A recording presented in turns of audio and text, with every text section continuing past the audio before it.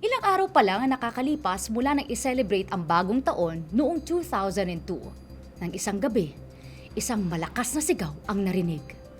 Sigaw ng paghingi ng tulong na nanggagaling sa master's bedroom. Tapos, nakarinig ng malakas na pagsara ng pintuan. Nakita ang dalawang lalaki na nagbubuhat ng black garbage bag na binalot ng packing tape at nilagay sa trunk ng isang kotse. Ang laman ng garbage bag, ang 27-year-old na medical student na si Alona Ecleo.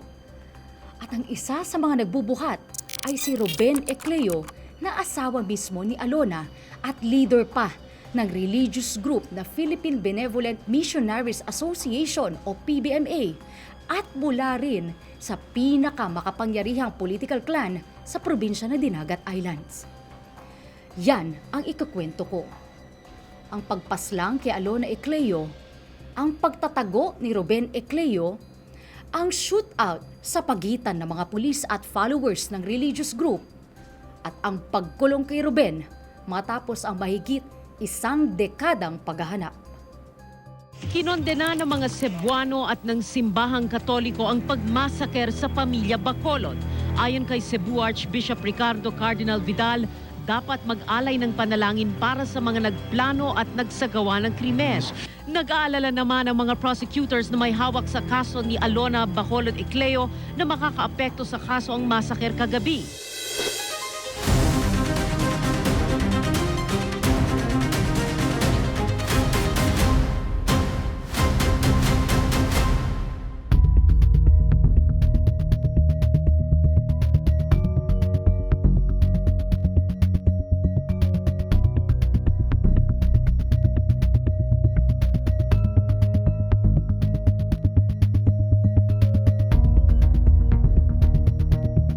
Pero bago ko ikwento ang nangyari sa malagim na gabing iyon, kilalanin muna natin si Alona at Ruben Ecleo. 1996, 21 years old noon, si Alona Bacolod na magpakasal siya kay Ruben Ecleo Jr. na 36 years old sa Surigao City. Si Ruben Jr. ay anak ni Ruben Ecleo Sr. na kinilalang founder at divine master ng religious group na PBMA. Naniniwala ang mga followers na kayang magpagaling ng mga may sakit ng Divine Master. Ang mga Ecleo ay malakas ding political clan sa Dinagat Islands na isang probinsyang makikita dun sa northern tip ng Mindanao. Nagsilbing mayor si Ruben Sr. na mahigit 20 years. Ang asawa naman niya, yung nanay ni Ruben Jr. na si Glenda, ay nagsilbi namang congresswoman and later on naging governor.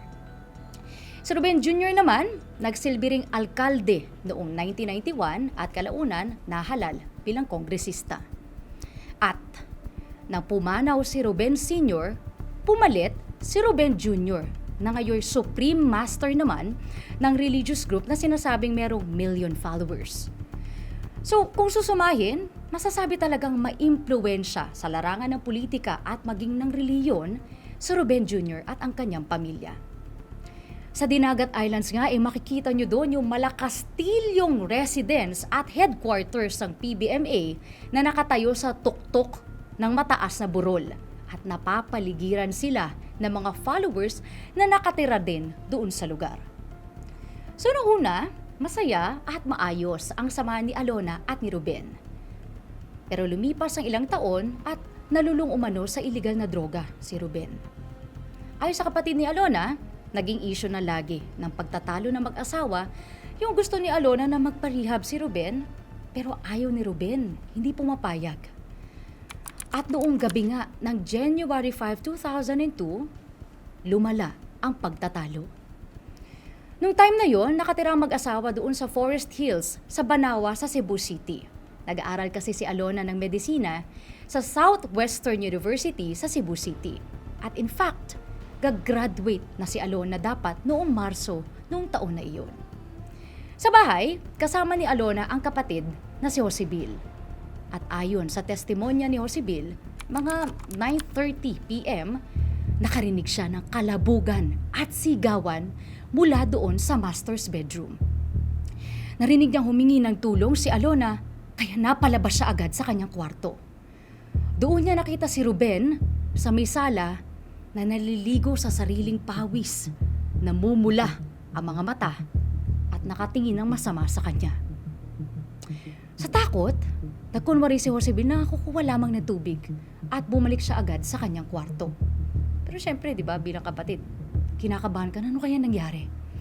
So maya-maya pa, lumabas ulit si Josebel sa kanyang kwarto upang silipin kung kumusta na yung mag-asawa. Doon niya nakita si Ruben at ang bodyguard driver na si Juriven Padero na may hinihilang black garbage bag na binalutan ng packing tape. Nakita niyang binuhat at nilagay ang black garbage bag sa baggage compartment ng isang pulang Toyota Corolla at dali-daling umalis ang dalawa sakay ng kotse. Ayon pa kay Josebel, noong January 4, so ito yung araw bago patayin si Alona, pinapili pa raw siya ni Ruben ng shabu. Nakita niyang gumamit pa si Ruben ng pinabiling droga. Kinabukasan, hindi na nakitang muli ni Josebel ang kanyang kapatid. At no-show na rin sa bahay si Ruben. January 8, 2002. Ito yung 3 araw na mula nung nakita niyang minilagay na garbage bag doon sa likod ng kotse. Isang masangsang na amoy ang tumawag ng atensyon sa mga residente sa isang barangay sa Dalaguete, Cebu. So medyo malayo ito mula doon sa residence ng mag-asawa. Nakita ng mga residente ang itim na garbage bag na balot ng tape sa may bangin sa tabi ng highway. Nang buksan nila ito, nakita nila ang inaagnas ng bangkay ng isang babae. Agad tumawag ng pulis at dinala ang bangkay sa punerarya doon sa Dalaguete. Si Josebel, mula nang hindi na makita si Alona, ay tinawagan ang iba pang mga kapatid para sabihin na nawawala na nga si Alona. Nagpunta ang magkakapatid na Bacolod sa Cebu City Police at doon nila nalaman na may bangkay na nakita sa Barangay Coro sa Dalaguete. Nagmamadaling pumunta sa punerarya ang magkakapatid. Pero dahil sa sobrang manas na ng bangkay at inaagnas na, hindi na recognizable pa yung muka nung bangkay. Pero na-identify ito na magkakapatid base sa height, sa legs, mga braso, at si Josebel na nag-recognize noong necklace, earrings, bracelet, mga alahas na suot ng kanyang kapatid nung katatapos lang na New Year's celebration. At ito nga ang kapatid nilang si Alona Bacolod Ecleo. So syempre ang tanong ng lahat, bakit yung mga kapatid ang nag-report sa police station? Bakit sila ang pumunta doon sa punerarya? Noong buong time na ito, nasaan ang asawa? Nasaan si Ruben Ecleo? Sa depensa naman ni Ruben, hindi raw niya alam kung nasaan ang asawa mula nang umalis ito sa bahay nila noong January 5. Ibang-iba ito doon sa nakwento ni Josebel, di ba? Ang claim ni Ruben, umalis si Alona sa bahay ng mga 7 p.m. nung gabing yon at hindi na daw bumalik. Umalis raw si Ruben kasama ang bodyguard driver ng mga 11 p.m. para mag-attend naman ng post-New Year's party kasama mga officers ng PBMA doon sa Nonok, Talisay City. Nag-overnight daw siya doon. At pagising niya, tinawagan raw niya si Alona pero hindi na sumasagot. Umuwi raw siya sa bahay pero wala na rin ang asawa. So umalis siya ulit para makipagkita sa iba pang mga PBMA followers doon sa may bangkal sa Lapu-Lapu City naman ito at nag-overnight ulit siya doon. January 7, pagising, tumawag raw siya ulit doon sa asawa niya pero wala nang sagot si Alona. Umuwi daw siya ulit sa bahay at wala pa rin ang asawa. So, umalis na naman siya ulit para makipag-post-Christmas at New Year's party sa mga PBMA members naman sa may Bogo City, Cebu. At doon na naman siya nag-overnight. January 8, sabi ni Ruben, bumalik na naman daw siya sa bahay sa Banawa at doon na niya inabutan ang kapatid ni Alona na si Ben at Josebel kasama mga pulis at inimbitahan na siya sa police station. Matapos siya magbigay ng statement sa pulis nung gabing yon, umalis agad ng Cebu City si Ruben at sumakay ng barko papuntang Surigao City. Tapos, diretso na siya doon sa mansyon nila sa Dinagat Islands na siyang ang headquarters ng kanyang religious organization.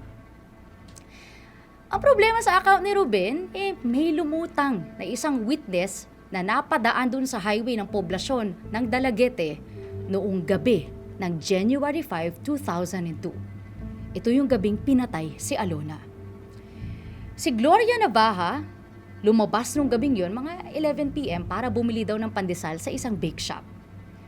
Pauwi siya sakay ng habal-habal na motorsiklo, mga maghahating gabi, nang makita niya yung dalawang lalaki sa tabing daan na nakatayo sa likod ng isang pulang kotse na nakapark naman doon sa tabi. Nakita daw ni Gloria ang isang black garbage bag na nakarap ng packing tape na nasa daan at nasa gitna ng dalawang lalaki. Pagkadaan daw nung habal-habal, nagkatinginan si Gloria at yung isang lalaki. At positibong na-identify ni Gloria si Ruben Ecleo Jr. dahil kilala nga siyang leader ng PBMA. Isa pa, sa deliberasyon ng kaso later on, lumabas na hindi kumbinsido ang korte sa unusual actions ni Ruben noong mga araw ng January 6 to January 8. Kasi nga naman, di ba, kung talagang 3 araw na niyang hindi mahanap ang sarili niyang asawa, paano naman niya nakuwang pumarty pa at makisama sa mga kaibigan sa iba't ibang lugar? At kung talagang tinawagan ni Ruben si Alona, bakit walang maipakitang phone logs sa cellphone bilang pruweba? Kaduda-duda rin na nung araw na makita ang katawan ni Alona, umuwi agad si Ruben sa headquarters sa Dinagat kung saang napapaligiran siya ng milyong religious followers. Sa autopsy, lumabas na binugbog si Alona bago siya sinakal hanggang sa mamatay. At nag-umpisa na ngang mangolekta ng ebidensya ang mga pulis. Yung pulang kotse ni Alona, tinurn over ng mga kapatid sa mga pulis kung saan may nakitang bakas ng mga dugo. Gamit ang search warrant, hinalughog din ng pulis ang bahay nila Ruben at Alona. Doon may nakitang mga dugo sa mga kagamitan sa master's bedroom at maging sa banyo. At noong April 24, 2002, ilang buwan na ito mula nang makita ang bangkay ni Alona, kinasuhan na si Ruben ng parricide. Isa po itong heinous crime sa pagpatay sa isang asawa o miyembro ng pamilya. Pero ang problema, nahirapang maisilbi ang arrest warrant kay Ruben. Hindi kasi ma-penetrate ng mga pulis ang mansyon ng Ecleo dahil pinalilibutan ito ng mga taga-suportang miyembro ng PBMA. Kaya sa unang attempt, hindi na aresto si Ruben. June 18, halos 2 buwan ang lumipas. Pero this time, humingi na ng tulong ang Philippine National Police sa Armed Forces of the Philippines. 200 sundalo at pulis ang pumunta para isilbi ang warrant of arrest. Siguro sasabihin ninyo, di po parang overkill naman yan para lang maaresto ang isang tao? Pero tatandaan ninyo mga die-hard supporters ang nakapaligid kay Ruben. Libo-libong miyembro ang nagsilbing human shield. Yung security team ng PBMA na tinawag na White Eagles, lahat ng yan armado. May suot silang puting damit, pulang headband, at may singsing sila na bigay mismo ng kanilang Supreme Master. Ang sabi sa kanila, yung singsing raw na yon ay magliligtas sa kanila at di daw sila tatamaan ng bala. At kung may matay man sa kanila, dahil sa pagprotekta sa kanilang Supreme Master, sigurado daw na mapupunta sila sa walang hanggang kaligayahan sa kabilang buhay. Mahabang oras ang negosasyon para sumuko si Ruben na nagtatago that time sa loob ng mansyon. Pero nang papalapit na ang gabi, mga 5:30 p.m., may nagpaputok mula doon sa side ng PBMA at doon na nagumpisa ang palitan ng putok. Tumagal ang bakbakan ng halos 3 oras. At matapos ang shootout, patay ang isang pulis at 16 na miyembro ng PBMA. Naalala niyo pa ba yung bodyguard driver ni Ruben na kasama niya nagbuhat ng bangkay ni Alona, si Juriven Padero? Nabalitang kasama siya doon sa 16 na napatay sa shootout. Pagdating ng umaga ng June 19, dahil dun sa bakbakan na yon, sumuko na si Ruben. Pero sa parehong araw na sumuko si Ruben, sa Mandawi City naman sa Cebu, isang massacre din ang nangyari. Isang gunman na miyembro ng PBMA ang pumasok sa bahay ng pamilya Bacolod at pinaulanan sila ng bala. Patay ang dalawang kapatid ni Alona na sina Ben at Evelyn at patay rin ang parehong magulang niya na sina Elpidio at Rosalia. Hinabol ng mga pulis ang gunman at napatay sa shootout. Pinaniniwala ang warning ito sa pamilya Bacolod na huwag tumestigo sa kaso. Pero hindi pa natatapos dito ang trail of blood sa kasong ito. Dahil noong October 11, 2004 naman, ang private prosecutor sa kasong parricide at sa massacre ng Bacolod family ay inassassinate naman sa kanyang bahay. At ang nahuling sospek na si Michael Favila, miyembro din ng PBMA. 7 months kasi bago ang pag-assassinate sa private prosecutor na si Arbet Santa Ana Yongco, pinayagan ng Cebu Regional Trial Court na mag-post ng 1 million peso bail si Ruben at ang bail na ito, of course, tinututulan ng private prosecutor. Eventually, nakalabas si Ruben sa kulungan dahil dun sa bail. At dahil suspect pa lang siya dun sa kasong parricide, noong 2010, nakatakbo pa siya at nanalo bilang congressman ng Dinagat Islands. Sa mga panahong ito, nawala na ng pag-asa ang pamilya Bacolod na makakamit pa nila ang hustisya para kay Alona. Si Josebel at ang iba pang natitirang kapatid at maging yung witness na si Gloria Navaja ay pinasok na sa Witness Protection Program. Tumakbo pa rin ang hearing para sa kasong parricide noong mga panahon na ito. At sa loob ng halos 10 taon, 6 na judges ang nag-inhibit sa kaso o umayaw na sa pag-handle ng case ni Ruben Ecleo. Pero noong April 13, 2012, sa sala ng matapang na judge na si Soliver Peras ng Cebu Regional Trial Court Branch 10, hinatulan ng guilty of parricide si Ruben Ecleo dahil sa pagpatay niya sa asawang si Alona. Ang parusa, reclusion perpetua o life imprisonment. Inatasan rin ng korte si Ecleo na magbayad ng 25.6 million pesos in compensatory damages sa pamilya Bacolod. Sa wakas, sa mata ng batas, nakamit na rin ng pamilya Bacolod ang inaasam-asam nilang hustisya para kay Alona. Pero ang problema, ito na naman tayo, nasaan si Ruben Ecleo? Simula kasi noong 2011, nagtago na at hindi na mahanap si Ruben. Noong 2006, bago ang conviction sa parricide case, hinatulan rin ng Sandigan Bayan si Ruben ng guilty of graft dahil sa maanumalyang project sa Dinagat Islands nung siya ay mayor noong 1990s. Ang sentensya naman doon, 31 years of imprisonment. So, 2 convictions meron sa 2 magkaibang kaso. At naglabas na ang gobyerno ng 2 million peso reward money sa kung sino makapagtuturo sa leader ng PBMA. At naging number 1 most wanted fugitive si Ruben Ecleo.